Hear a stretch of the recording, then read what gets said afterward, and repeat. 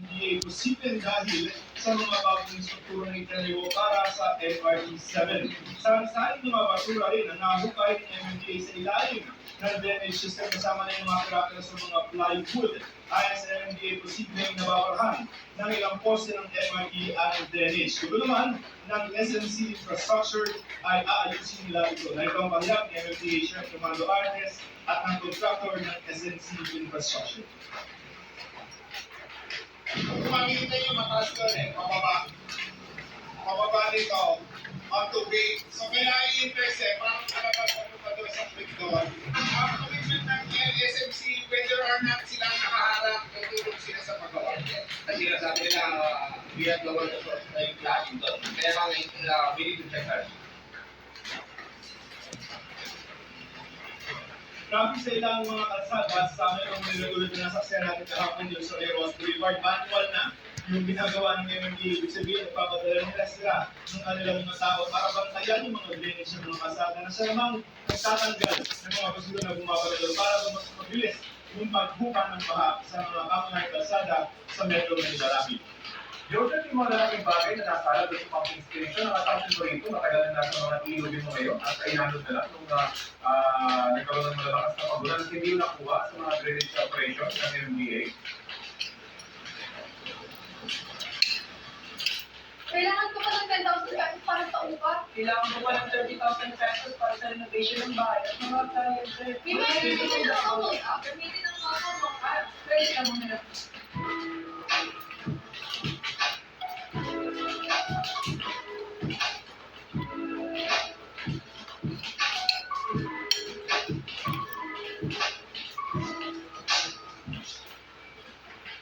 Hindi, ngayon yung mga passport visa yung connection nila. So, ang sinasabi ni Chairman Artes, sa halip na ipakonekta dun sa mga waste management system ng mga LGU, yung kanilang mga basura, ay mas pinipili ng ilan natin mga kababayan, yung tapo na lang sa ilog. Kaya pagka, halimbawa na lumakas yung mga tubig ulan, ay syempre lalakas ang agos ng tubig ng mga ilog, ay yan na, yung madadala sa mga pumping station. So, yan yung mga connection. Diyan pa lamang yan, yung sa pagpalagay na pumping station dyan sa may Pasay. Eh, hinintay pa rin natin yung datos kung ilang truck din sa lahat ng 71 ng mga pumping stations ng LNDA, yung na-connecting na so far. Kasi yan yung isa sa mga itinutulong dahilan kung bakit tayo bibilangan ng may pagbaha sa Metro Manila tuwing ulan.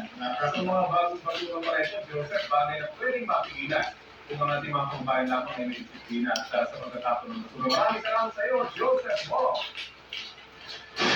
Binilang ng Project Management Office ng MRT-7 na hindi konstruksyon ng train line ang dahilan ng pagbaha sa Commonwealth Avenue sa Quezon City nitong Lunes.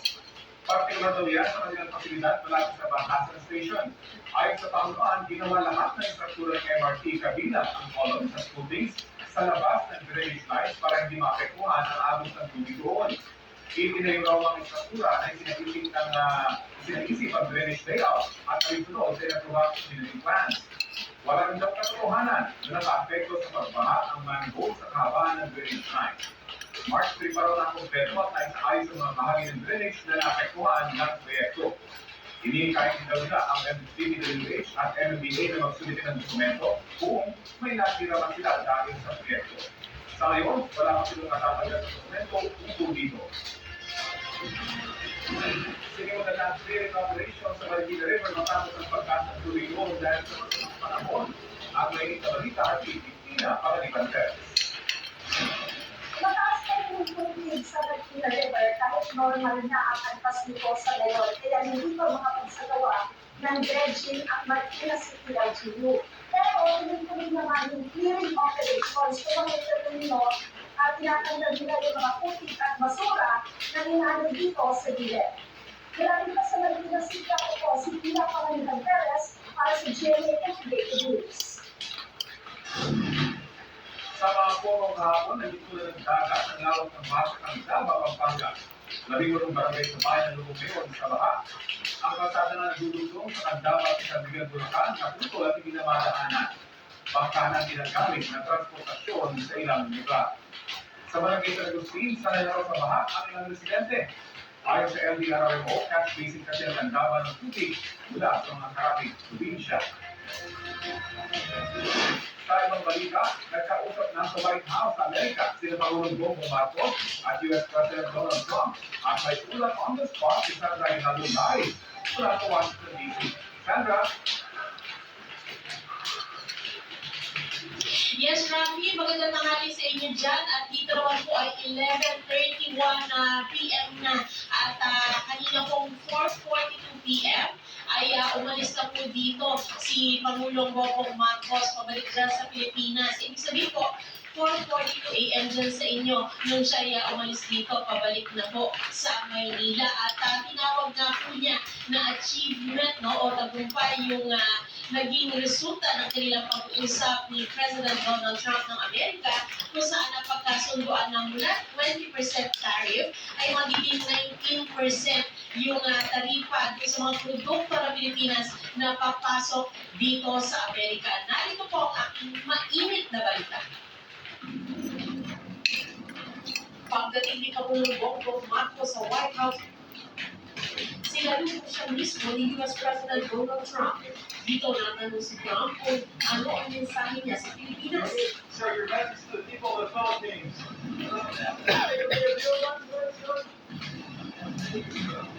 Matapos nito, nag-meeting na ang mga lider ng Pilipinas at Amerika sa Oval Office, kasama ang ilang matataas na opisyal ng dalawang bansa. Matapos ang pulong, agad na nag-post si Trump sa kanyang social media na Truth Social at sinabing 19% na lang ang tariff na Pilipinas imbes na 20%. Pero dagdag niya, mag-open market ang Pilipinas at zero o walang tarifa ng Amerika sa mga produktong papasok sa Pilipinas. Kinumpirma naman ni Marcos ang sinabi ni Trump sabay paglilinaw na hindi naman sa lahat ng produkto kundi sa ilang sektor lamang mula sa Amerika.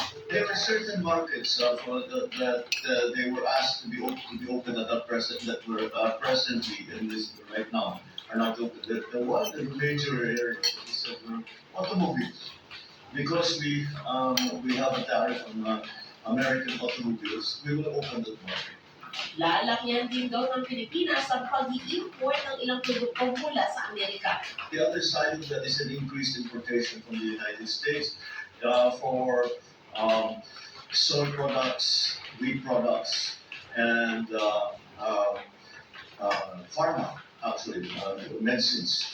Makawala na maging mas muna yung gamot natin. Tanong sa Pangulo, hindi kaya hindi ang Pilipinas dito? That's how negotiations go.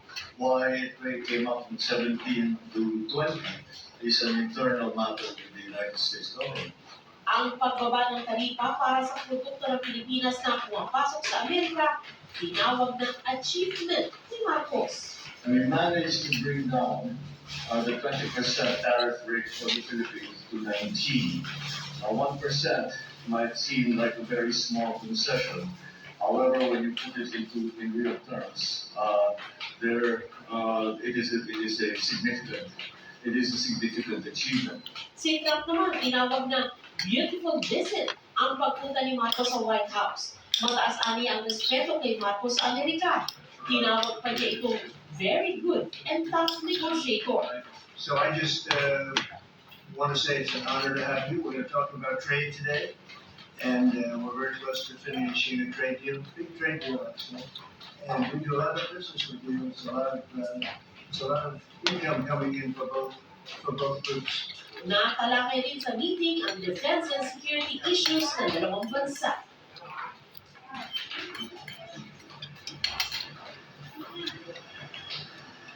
Rafi, at dun sa briefing no, kanina sa media ni President Marcos ay nagbigay pa siya no, ng ilang updates doon sa baha na sa iba't ibang panig ng Pilipinas na nangyari at siya nga daw ay nakatutok dyan habang siya ay naririto at sinabi nga niya kasama na rin itong si Defense Secretary Gibo Teodoro na gagamitin yung ilang EDCA sites no, para doon sa relief operations na gagawin sa iba't ibang lugar. Partikular, nabanggit po ni Secretary Teodoro na meron nang naka-preposition na goods ang Pilipinas at maging ang Amerika. At ang hindi daw gagamitin talaga at maitutulong na Amerika ay yung kanilang mga kagamitan para ma-transport yung goods na ito, gaya halimbawa ng mga helicopter at iba pang sasakyan. So yan muna po ang pinakauling ulat mula dito sa Washington, D.C. Rafi? Maraming salamat, Sandra Aguinaldo.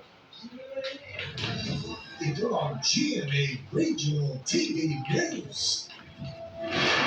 Sa gitna ng masamang panahon sa mga nagdaang araw, tatlo ang nalunod sa magkakahiwalay na insidente sa Iloilo at sa Misamis Oriental. Cecil, ano nangyari sa kanila? Rafi, sa Haro District, Iloilo City, isang binatilyo ang nalulod sa sapa sa barangay Tadbak. Kitapaan na masayang naliligo ang 13 anyos na lalaki kasama ang kanyang mga kaibigan noong linggo. Nagpaiwan ang binatilyo, pero gabi na ay hindi pa rin daw umuwi. Martes na nang natagpuan ang kanyang bangkay na may sugat sa ulo. Iniimbestigahan na ang insidente. Sa Moro District naman, hinahanap pa rin ng isang lalaking nagulong sa ilog sa Barangay Boulevard.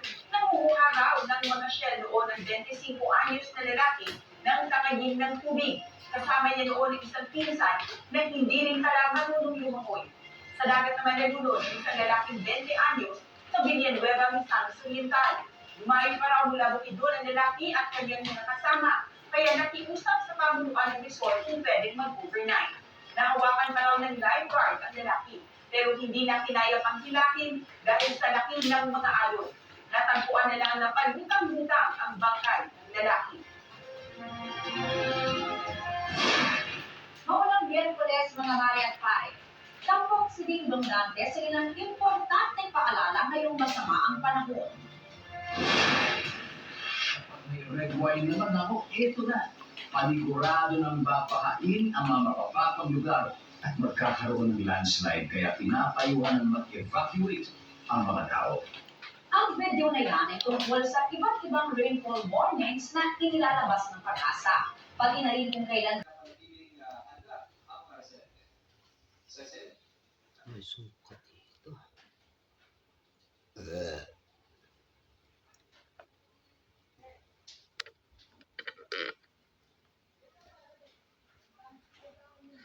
Maraming salamat, Ken Salina.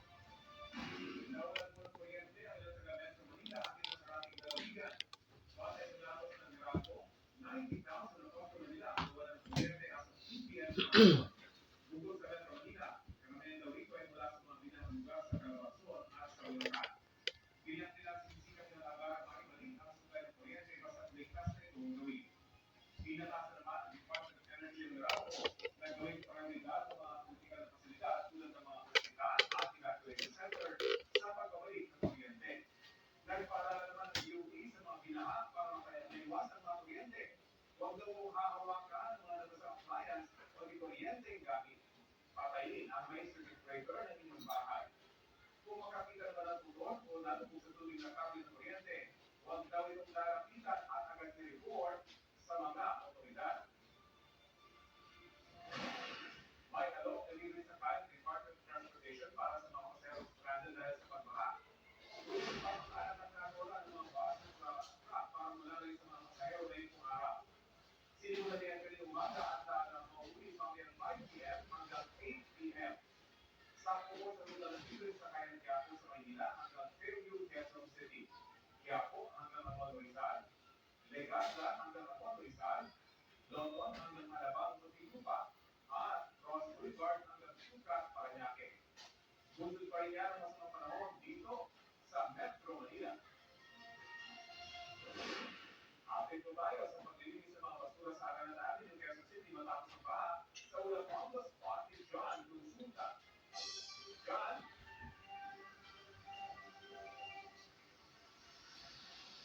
Maraming magbukangan na baha dito sa bahagi ng Gironeta sa Quezon City ay isang katerbang basura naman ang bugat sa mga tauhan ng MMDA. Umabot ng alegos tao baha sa bahagi ng Gironeta sa Quezon City sa saksakan ng Kabagan. Ayon sa ating mga nabos sa kawan ng MMDA, patuloy raw dito ang bakas ng mga nagsabing na debris sa chicken bar malapit sa kanto ng mga nakanan at Gironeta. Inabunan na rin puspusan ng paglilinis ng MMDA para maialis ang mga luputang na basura. Sa madamunahan naman, lumabas sa amin ang nagpistula sa payan ng basura namin at sa katerbang nakaman ng mga plastic, styrofoam, bottled water at iba pa sa isang bridge sa G. Araneta. Sa impormasyon, ating nakalap ang 2 truck na raw ang nagakot kahapon. Pero sa kabila nito ay may layer pa rin malaking bowl ng plastic at basura na nakabara sa creek. Umahas ang aksidente dito na mahakot na basura nito sa lalong madaling panahon bago pa muli tumama ang susunod na bagyo o masugid na panahon. Sa mga oras pa natin ay medyo umulan pa naman dito sa ating area sa Gironeta pero bukas na itong kasala nito at dadaanan na ng lahat ng klase ng uri ng sasakyan. At yung mga sa Gironeta, Quezon City, Malesera. John, yung pag-aakot din mga basura tuloy-tuloy naman at gaano pa kadami yung ina-expect nilang makakot at maanin pa sa iba't ibang lugar. At kaya nila natin, hindi na doon sa general area na yan, magagaling ng mga basura, hindi ba sa mga upstream na lugar, kaya sa ibang syudad, John.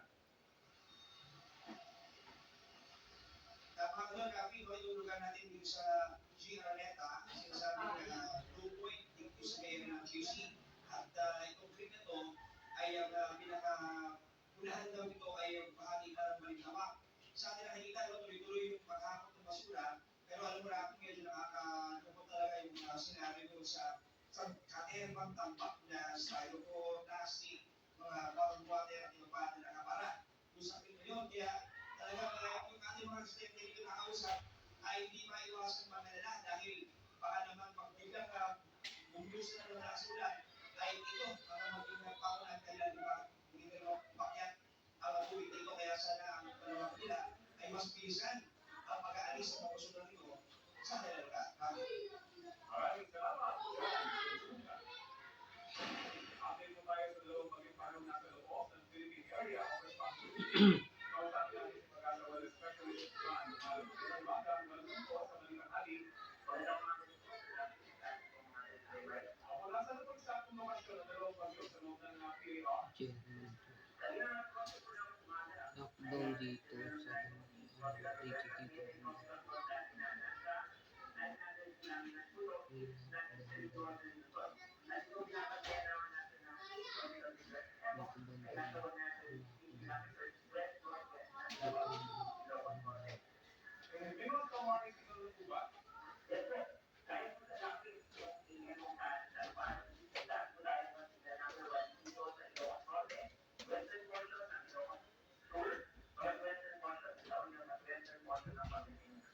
Anong inasahan kung magiging interaksyon ng dalawang bagyo at magsasabi pa sila o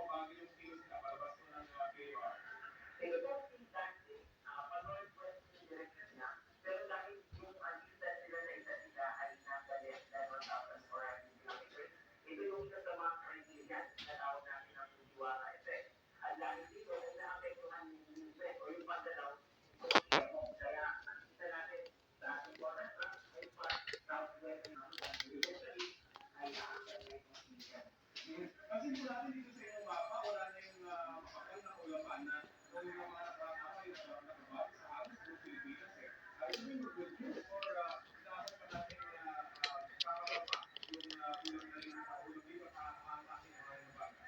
Ako, gusto na nabawasan yung buwan sa kaulaman, pero dahil natin hindi na mababawasan yung mga patulan natin. Dahil sa ito, yung kung ilang ang tama ng dati at emo, yung South Eastern Market ng dalawang pagkina ito, mapapansin natin, Southwest very pareho, yun dahil sa Buhangila. And kung nabasa natin yung Southwest din, ibig sabihin, itong dalawang pagkina ito ay pagkakansin pa nila, magpo-contribute mo sa pagkila na mas maraming moisture. Kaya kahit natin, na magtutuloy-tuloy yung mga kaulapan sa pagkana ng ulan, dito sa atin, lalo na sa winter month ng ating bansa. Okay, salamat po. Minecraft. Samantala pumayag yung Department of Public Works ng aming sa aming mga pangyayari tungkol sa mga pagbabasagan sa Manila pero hindi po sila sumasagot sa aming mga tawag ngayon. Ito po ang balita kami, bahagi kami ng mas malaking misyon. Bakit ito po? Nakalagay po ako President. Para sa mas malawak na paglilingkod sa bayan hanggang sa Clearly Integrated Use, ang Use Authority ng Pilipinas.